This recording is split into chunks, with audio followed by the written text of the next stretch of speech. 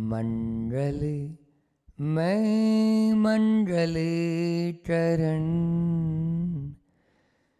वीतराग विज्ञान नमो ताई जाते भय अरहंता धीमान जो विद्याधि सागर सुधी जो विद्याधि सागर सुधी गुरु हैं हितेशी शुद्धात्म में निरत नित्य हितोपदेशी वे पाप ग्रीष्म ऋतु में जल है सयाने पूजूं उन्हें सतत केवल ज्ञान पाने वंदू उन्हें सतत केवल ज्ञान पाने। बोलिए अंजनगिरी के मूल नायक चिंतामणि पारस्वनाथ भगवान की जयकारा थोड़ा जोर से लगाओ। बोलिए अंजनगिरी में जिनका जन्म हुआ ऐसे वीतरागी भगवान हनुमान की, परम उपकारी संत शिरोमणि आचार्य गुरुवर विद्यासागर जी महामुनि राज की, पूज्य मुनि श्री 108 दुर्लभ सागर जी महाराज की,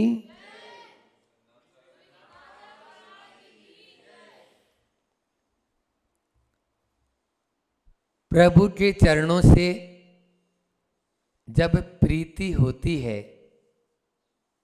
और संसार से भीति होती है तभी हमें अपने आप से प्रतीति होती है। अपने आप से प्रतीति करना है तो प्रभु के चरणों से प्रीति और संसार से भीति होना जरूरी है, तभी हमारा वैराग्य दृढ़ हो पाता है। कल अपन ने 4 बात की थी, तल्लीनता, एकाग्रता, स्थिरता और गंभीरता। इन 4 भावनाओं के माध्यम से ही हम समता की साधना कर सकते हैं। कल ये भी बताया था कि शरीर का सबसे उत्तम अंग कौन सा है? मस्तक, माथा। लेकिन लोग माथे की पूजा नहीं करते, चरणों की पूजा करते हैं, चरणों का अभिषेक करते हैं। अभी शांतिनाथ भगवान पे आप लोगों ने क्या किया? चरण पर, है ना? ऊपर से हमारे यहाँ से तो पानी नहीं डालते हो आप। हाँ, मस्तक का अभिषेक प्रतिमा का होता है, मुनि महाराज जी का नहीं। उनके तो चरणों का ही, चरणों का वंदन। माता पिता के भी चरणों को ही छूते हैं। क्यों? तो कल हमने बताया आपको कि सबसे निकृष्ट अंग पांव है और सबसे उत्तमांग सर है, लेकिन फिर भी सर ज्ञान का, सिर जो है वो ज्ञान का प्रतीक है और चरण आचरण के प्रतीक हैं। भारतीय संस्कृति में ज्ञान की महत्ता नहीं, आचरण की महत्ता है, इसलिए आज चरणों की पूजा की जाती है। और इसीलिए कल हमने आपको भगवान के चरणों के माध्यम से किस प्रकार से हम अपना शांत कर सकते हैं, अपने आप को समता में स्थिर कर सकते हैं, यह भी अपन ने देखा। आज सामायिक पाठ की अगली कारिका को लेते हुए यहाँ अमित गति आचार्य भगवंत कह रहे हैं कि आलोचना करो, दूसरों की नहीं। आलोचना करो, दूसरों की नहीं, खुद की, अपनी आलोचना हमें करना है। बार बार अपने आप को गाली देना है। हमारे यहाँ गाली देने की पूरी छूट है, लेकिन दूसरों को नहीं। स्वयं को गाली दो, मैं कैसा पापी हूं, मैं कैसा अपराधी हूं, मैं कैसा निष्ठुर हूं, मैं कैसा गधा हूं।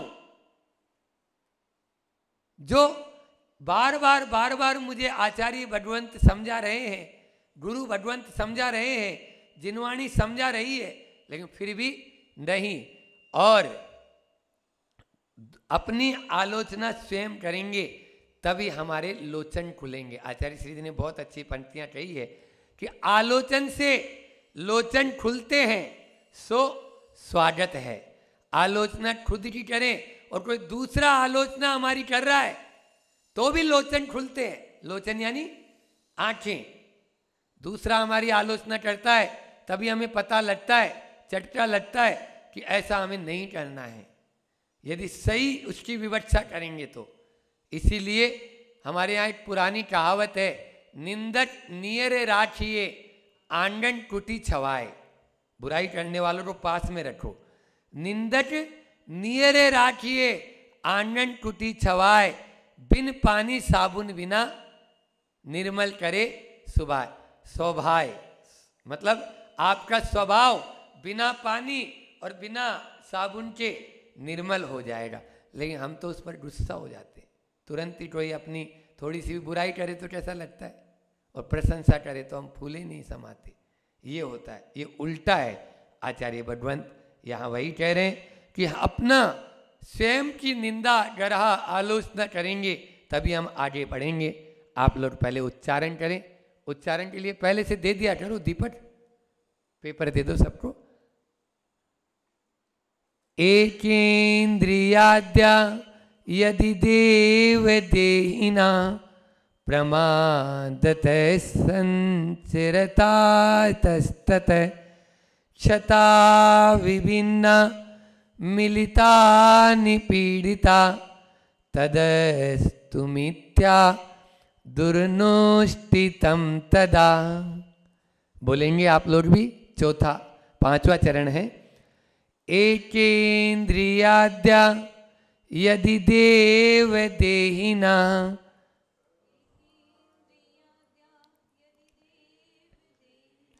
प्रमादतः संचरता इतस्ततः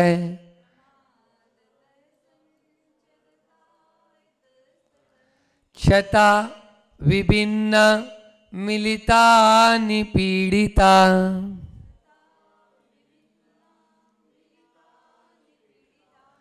तदस्तु मिथ्या दुर्नोष्टितम तदा।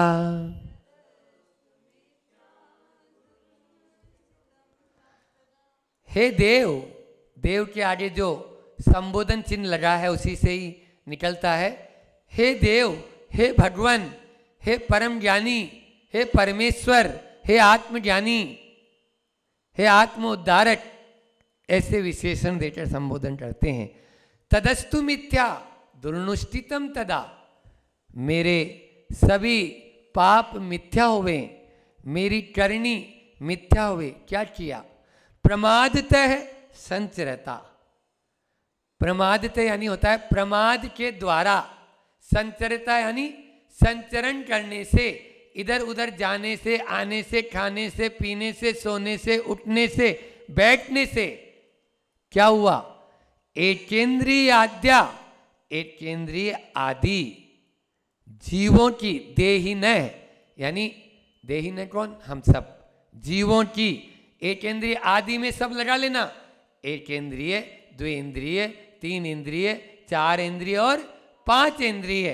इंद्रिय मार्गना को देखते हैं तो इन पांच इंद्रिय के बाहर कोई भी जीव नहीं, बस कोई नहीं। सारे जीव आ गए संसार के, या तो वो एक इंद्रिय होगा, या दो इंद्रिय होगा, या तीन इंद्रिय होगा, या चार इंद्रिय होगा, या पांच इंद्रिय होगा। इससे बाहर आउट ऑफ कुछ नहीं। इसलिए सारे जीव आ गए। ऐसे जीवों की मैंने विराधना की हो। कैसे? हर श्लोक में 4 बात कहते हैं। आचार्य भगवंत भी हमारी वाली, और हम आचार्य भगवंत की बात कहते हैं, ऐसा मान के चलो, क्योंकि अपन को तो ज़्यादा बुद्धि है नहीं। उनका श्लोक ले लिया और उसी पे 4 बात कर लो, तो वही 4 बात यहाँ पर कह रहे हैं। क्या कह रहे हैं? देखो, 4 प्रकार से जीवों को विराधित किया जाता है। पहला है क्षतः, यानी क्षत यानी घायल किया हो, किसी को क्षति पहुंचाई हो। आपने किसी को पत्थर मारा तो उसको घायल हो गया ना वो, अब वहाँ से पत्थर, अब मान लीजिए आम तोड़ने के लिए पत्थर मार रहा है ना। कोई यहाँ पर वो चलती है महाराष्ट्र की काली रानी, कहाँ गया वो काली रानी वाला, तो पत्थर मार रहा है। कल मैं बोल रहा था उसको पत्थर मत मार। तो इस प्रकार से जो काला कैरुंदा होता है, बहुत मीठा होता है इधर में, तो वह तोड़ तोड़ के ये लोग जंगल में, तो उसको क्षतः क्षता यानी घायल किए हुए। फिर विभिन्ना दूसरा विशेषण, पृथक कर दिए गए हों, भिन्न भिन्न कर दिए हों। किसी बालक को उसकी माँ से दूर कर दिया हो, कितना कष्ट होगा उसको, बोलो, है ना। दूर कर दिया, वो रो रहा है तो भी, जानवरों में भी होता है, बच्चों को आपने दूर कर दिया हो तो पृथक कर दिया हो। पहला है घायल कर दिया हो, दूसरा है पृथक कर दिया हो, तीसरा है मिलिता, परस्पर में मिला दिया हो। महाराज जी अभी तो आपने दूर करने का बोला, अब मिलाने पे भी हिंसा होती है क्या? हाँ, आचार्य भगवंत कह रहे हैं उसको समझो, क्या कहना चाह रहे हैं। मिलिता यानी जैसे धूप के जो कीटाणु थे, जो वहाँ पर जीव थे, वो आपने यहाँ पर मिला दिए छाया में लाके, और छाया वालों को धूप में लाके मिला दिया, तो मिलन हो गया। ऐसे ही उष्ण पानी में ठंडा पानी मिला दिया, इसको योनि स्थान बोलते हैं। आप देखते हो ना, जैसे सर्द गर्म होती है तब जीवों की उत्पत्ति ज़्यादा हो जाती है। बहुत गर्मी पड़ती है तो जीव होते हैं क्या? नहीं। बहुत ठंड पड़ती है तो हेल्थी सीजन कहलाता है, जीव होते हैं क्या? नहीं। कब होते हैं?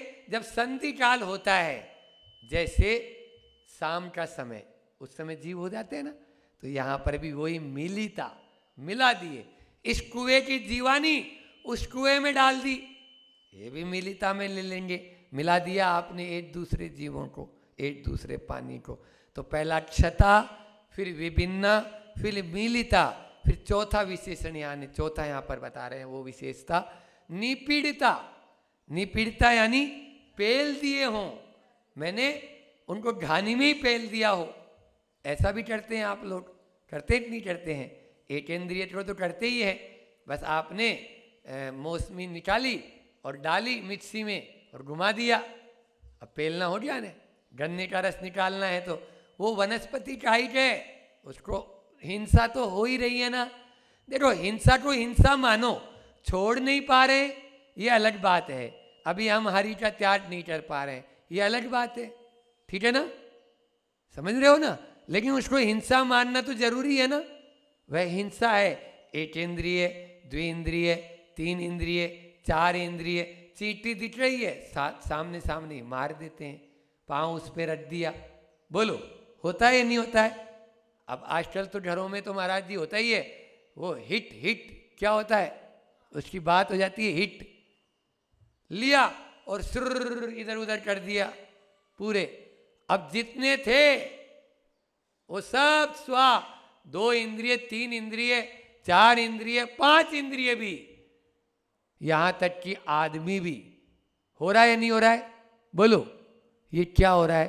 वो क्या क्या नाम आते हैं, मैं तो नाम भी नहीं जान रहा हूँ। एक तो हिट आता था पहले हमारे ज़माने में, तो फिर उसके बाद में और नए नए आ गए ना अब तो।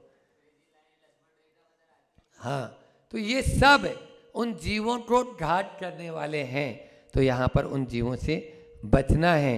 आप लोग देखो, अभी मैंने बताया था श्रुत पंचमी कैसे मनाना चाहिए, है ना। श्रुत पंचमी को किस प्रकार से मनाना है, तो रोज आलोचना पाठ पढ़ो। एक आलोचना पाठ होता है ना, वो लगा लो, मोबाइल आदि तो सबके पास में रहता है, पढ़ो या सुनो, आप ये नियम ले लो। अब 1 साल तक हम आलोचना पाठ पढ़ेंगे ही पढ़ेंगे।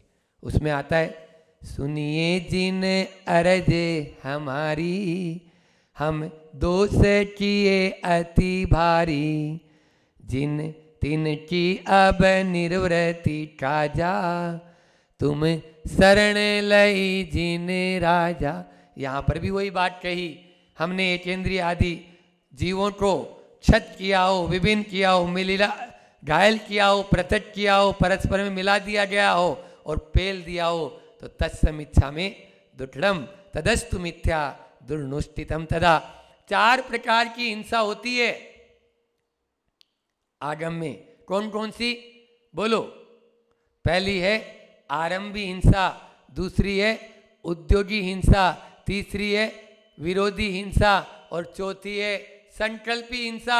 भगवान महावीर कहते हैं बेटा 3 प्रकार की हिंसा की छूट, कोई होगा ऐसा एग्जामिनर जो 3 प्रश्न में फेल आपको करे तो बोले बहुत अच्छा, कोई बात नहीं, 1 प्रश्न हल कर दे बस, तू पास हो जाएगा, बोलो, और व्रती कहलाएगा। और ये भी 3 हिंसा की छूट और 1 हिंसा बस मत करना। संकल्पी हिंसा का त्याग कर दो, संकल्प पूर्वक जीवों को नहीं मारेंगे। बोलो, ये तो कर सकते हो। आरंभ से आपका काम नहीं चलेगा, आरंभ सारंभ करना ही पड़ेगा आपको, पानी खींचना ही पड़ेगा, रोटी बनाना ही पड़ेगा, चूल्हा जलाना ही पड़ेगा, आग जलाना ही पड़ेगा, तो इन सब में नहाना पड़ेगा। तो ये सब क्या है? आरंभ, ठीक है ना, आरंभ सारंभ बोलते हैं ना। फिर उसके बाद में उद्योगी हिंसा, उद्योग व्यापार नहीं करोगे तो क्या खाओगे, क्या खिलाओगे साधु को, तभी खिला पाओगे। तो लेकिन संत कहते हैं उद्योग में हिंसा चलेगी, लेकिन हिंसा का ही उद्योग हो तो नहीं चलेगा। हिंसा का उद्योग नहीं, हिंसा में, उद्योग में हिंसा क्षम्य है। और चौथा, तीसरा विरोधी हिंसा। तुम्हारे घर में कोई घुस जाए, बोले ये घर मेरा है, तो बोलो जयपुर वालों बोल देंगे। हमारे लिए कोई बोलेगा कि नहीं ये घर स्थान मेरा है, तो हम उठ के चले जाएंगे तुरंत ही। लेकिन आप लठ लेके उसके ऊपर बोलेंगे बाहर निकल, कहाँ घुस रहा है, ये विरोधी हिंसा कहलाती है। आरंभी, उद्योगी और विरोधी हिंसा की छूट है, लेकिन संकल्पी हिंसा की छूट नहीं। यहाँ पर आचार्य भगवंत से जैसे ये कारिका अभी दी ना अपन को, ऐसे ही राजा श्रेणिक ने महावीर भगवान के सम्मुखरण में पूछा कि भगवान हम हिंसा से कैसे बचें, हम पाप से कैसे बचें। एक प्रश्न जो महावीर जयंती को मैंने कहा था, कदम चरे कदम चिट्ठे कदम मासे कदम सये कदम भुंजेज्य भाषेज्य एवं पावम न बज्जई। हम कैसे चलें, हम कैसे बोलें, हम कैसे बैठें, हम कैसे सोएं, हम कैसे खाएं और हम कैसे बोलें मुझसे, ताकि एवं पावम न बज्जई, ताकि पाप का बंध न हो। बहुत लंबा चौड़ा उत्तर दिया होगा भगवान महावीर स्वामी ने, नहीं, छोटा सा उत्तर दिया, बिल्कुल 2.5 अक्षर का। क्या उत्तर दिया? कदम को जदम बोला। जो कदम था ना, वहां क्या बोल दिया? जदम। जदम चरे जदम चिट्ठे जदम मासम जदम सये जदम भुंजे जय भाषे जय एवं पावम न बज्जई। हे गौतम या हे श्रावकों, कि यत्न पूर्वक चलो, यत्न पूर्वक बैठो, यत्न पूर्वक बोलो, यत्न पूर्वक खाओ, यत्न पूर्वक सो, तो आप कभी पाप से बंधित नहीं होगा। मुनि महाराज जी के लिए बताया और आपके लिए भी। यदि आप देख कर चल रहे हैं और जीव उड़ के आया तुरंत और पांव के नीचे आ गया और मर गया, आपको कोई पाप का बंध नहीं होगा। क्या बोल रहे हो महाराज, क्या उपदेश दे रहे हो? हाँ, यही बात बताई अभी। द्रव्य हिंसा और भाव हिंसा, 2 हिंसा होती है ना, तो यहां पर द्रव्य से हिंसा हो गई, लेकिन भावों से हिंसा नहीं है। आप देख कर चल रहे थे, आ गया तुरंत, मर गया, कोई बात नहीं। लेकिन यदि मान लीजिए आप देख कर नहीं चल रहे और कोई जीव नहीं आया पांव के नीचे, तो भी आपको हिंसा का दोष लग गया। देख कर नहीं चल रहे और आपके पांव के नीचे जीव भी नहीं मरा, तो भी आप हिंसक हैं। बोलो, क्योंकि आप देख कर नहीं चल रहे थे, होता तो मरता ना। ये यहां पर है 3D। एक उदाहरण आता है कि डॉक्टर, डाकू और ड्राइवर, ये 3D को याद रख लेना उदाहरण, ठीक है ना। डॉक्टर ऑपरेशन कर रहा है और बाहर मुंह लटका के आया, आप उस पर कोई आरोप नहीं करते हैं। 6 घंटे से अंदर मैंने कर रहा था, आई एम सॉरी, आप बोलते हैं कोई बात नहीं, उतना ही आयु कर्म था, क्या करें, चला गया, और डॉक्टर भी दुखी है, ठीक है ना। आप उस पर केस करते हैं? नहीं करते हो। डाकू ने गोली चलाई प्राइम मिनिस्टर पर, लेकिन चूक गया, क्योंकि जिस गाड़ी में बैठा था उस गाड़ी में प्राइम मिनिस्टर दूसरी गाड़ी में बैठ के चल रहा था। 50 गाड़ी चल रही थी वहां, तो एक साथ काफिला। लेकिन डाकू के ऊपर पूरा का पूरा दोष होगा या नहीं होगा? ड्राइवर गाड़ी चला रहा है, दोनों परिस्थितियां हैं। यदि देख कर चला रहा है और फिर यदि कोई मान लीजिए एक्सीडेंट हो गया, यदि वो कोई सिग्नल नहीं देखा है किसी तरह से, सामने वाले ने, गलती सामने वाले की थी, फिर भी वो बचाने की बहुत कोशिश कर रहा था और आ ही गया, तो भी वह दोषी नहीं ठहराएगा। और यदि वह देख कर नहीं चला रहा था तो दोषी ठहराएगा। वहाँ पर तहकीकात होगी कि क्या कर रहा था, किस प्रकार से गाड़ी चला रहा था, क्या ये वाहन के सड़क के नियमों का पालन कर रहा था या नहीं कर रहा था, इस प्रकार से पूरी तहकीकात होगी। तो ये तीनों उदाहरण हैं, एक में न्याय होगा, दूसरे में न्याय की जरूरत ही नहीं, चाहे गोली चलाए नहीं, और तीसरे में कोई बात ही नहीं, वहाँ तो आप भी उसके ऊपर केस नहीं करेंगे। इस प्रकार से यह हिंसा से बचने का उपदेश दिया। तो भाव हिंसा से बचें। भगवान महावीर ने कहा जदम यानी यत्न पूर्वक जो भी काम करें, आप खाओ पियो सब करो, यत्न पूर्वक करो। लेकिन आज तो मैं क्या करूं, समय अब कम है, 4 बात एक लास्ट करके अपनी वाणी को विराम देंगे। अभी हाइकू भी लेना है आप लोगों के लिए, क्योंकि फिर वो रह जाएगा। तो खान पान, 4 बातें कौन कौन सी आज की? खान पान, रहन सहन, सोच विचार, आचार व्यवहार, लिख लो। खान पान में हिंसा न हो, रहन सहन में हिंसा न हो, सोच विचार में हिंसा न हो, और आचार व्यवहार में हिंसा न हो। इसमें बचने के लिए आपको एक शब्द याद रखना है, यत्न। बस यत्नाचार पूर्वक यदि आप करेंगे तो आप पाप से भी बचेंगे और हिंसा से भी, हिंसा पाप ही है, बचेंगे। आज तो ये हो गया है कि धड़ल्ले से सब कुछ चल रहा है। खान पान सबसे पहले बिगड़ा। मैंने पहले भी बोला कि खान पान हो, मर्यादित शिक्षा से खानदान हो। खान पान हो, मर्यादित शिक्षा से खानदान हो। खानदान को सुरक्षित रखना है तो खान पान को सुरक्षित रखना है। खान पान सही होगा। अब तो रात्रि भोजन का, जो जैनियों की मूल पहचान थी, जैनियों की 3 पहचान, रात्रि भोजन नहीं करेंगे, बिना छनाजल नहीं पिएंगे और देव के दर्शन नित्य करेंगे, ये नारे लगाते हैं पाठशाला में। और अब रात्रि भोजन सरेआम हो रहा है। बोलो, सामूहिक विवाह, सामूहिक पार्टियां, सामूहिक आपके आयोजन हो रहे या नहीं हो रहे? कहाँ आपकी पहचान बचेगी? मैं तो कहता हूँ भैया, रात्रि भोजन करना है आप बंद कमरे में कर लेना, अपने घर में कर लेना, लेकिन सामूहिक रूप से मत करना। यदि लक्षण ही नहीं बचा तो लक्ष्य कहाँ रहेगा? लक्षण ही आपका जो लक्षण था, जैन होने का लक्षण ये 3 थे। इन 3 में से देव के दर्शन वाला समझ लो, बाकी पानी छान कर पीने का कोई का ही नियम नहीं। अरे आरओ का भी पानी पीना है तो छन्ना लगा के पी लेना भैया, लेकिन लक्षण तो सुरक्षित रखो, तब तो आप अपना लक्ष्य को, चिन्ह ही नहीं बचेगा तो कहाँ पर आप जाएंगे? इसलिए इनको आप सुरक्षित रखना है। अंत में अपन हाइकू लेते हैं गुरु जी का। बच्चा बच्च में, हाइकू है, बच्चा बच्च में 5 अक्षर, नहीं समता रखो शत्रु मित्र में।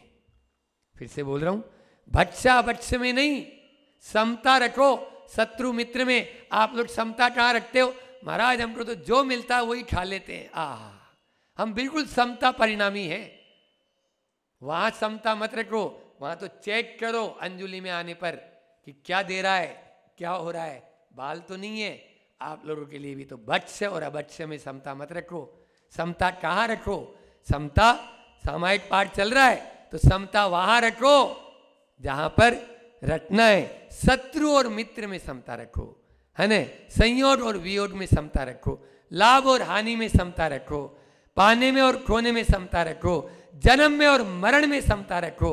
समता जहां रखने के लिए बोली है वहीं रखो, बच्चा बच्च में समता मत रखो। बस तभी हमारे लिए यह एकेंद्रिय आदि प्राणी की जो हिंसा होती है हमसे, जान में अनजान में, तभी वह दूर होगी, दूर हो और हम उससे दूर रहें, तभी हमारे लिए यह प्रवचन भी सार्थक होगा। अपने आप में चिंता मत करना, चिंतन करना जो हमने बोला है उसके ऊपर। अहिंसा परमो धर्म की। आचार्य गुरुवर विद्यासागर जी महाराज की जय। मैं अपनी